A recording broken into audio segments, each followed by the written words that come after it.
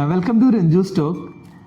ഇറാനിൽ പോകാനായിട്ട് നേരത്തെ തന്നെ നമ്മൾ വിസ അപ്ലൈ ചെയ്യണോ, അതോ ഓൺലൈൻ വിസയാണോ, അതോ വിസ ഓൺ അറൈവൽ ആണോ, അതോ വിസയെ വേണ്ടയോ? ഇതാണ് നമ്മൾ ഇന്ന് നോക്കുന്നത്. ഇന്ത്യൻ പാസ്പോർട്ട് ഹോൾഡറിന് ടൂറിസ്റ്റ് പർപ്പസിൽ ഇറാനിൽ പോകാനായിട്ട് വിസ ആവശ്യമില്ല. ഇതിൻ്റെ ഒന്ന് രണ്ട് കാര്യങ്ങൾ നമ്മൾ ശ്രദ്ധിക്കാനുള്ളത്, മാക്സിമം 15 ദിവസം മാത്രമേ നമുക്ക് അവിടെ ടൂറിസ്റ്റ് പർപ്പസിലായിട്ട് പോകാനായിട്ട് പറ്റുള്ളൂ.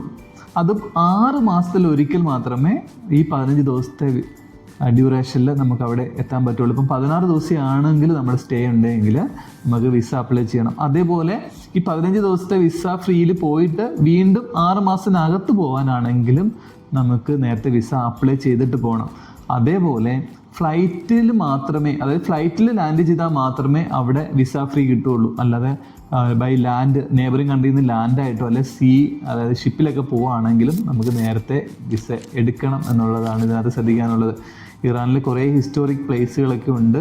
അപ്പോൾ പണ്ടത്തെ നമ്മളുടെ മലയാളികളുടെ ഗൾഫ് എന്ന് പറഞ്ഞ സ്ഥലത്തേക്ക് നമുക്ക് 15 ദിവസത്തേന് വിസയൊന്നും ഇല്ലാതെ ഇനിയും പോകാൻ പറ്റും.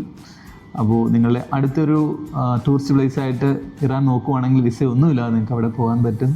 Okay, thank you, bye. Hi, ഞങ്ങളുടെ ഹണിമൂൺ ട്രിപ്പായിരുന്നു ഹോളിഡേയ്സ് ടൂർസ് ആൻഡ് ബോർഡിൻ്റെ. അവരായിരുന്നു അത് കണ്ടക്ട് ചെയ്തത്.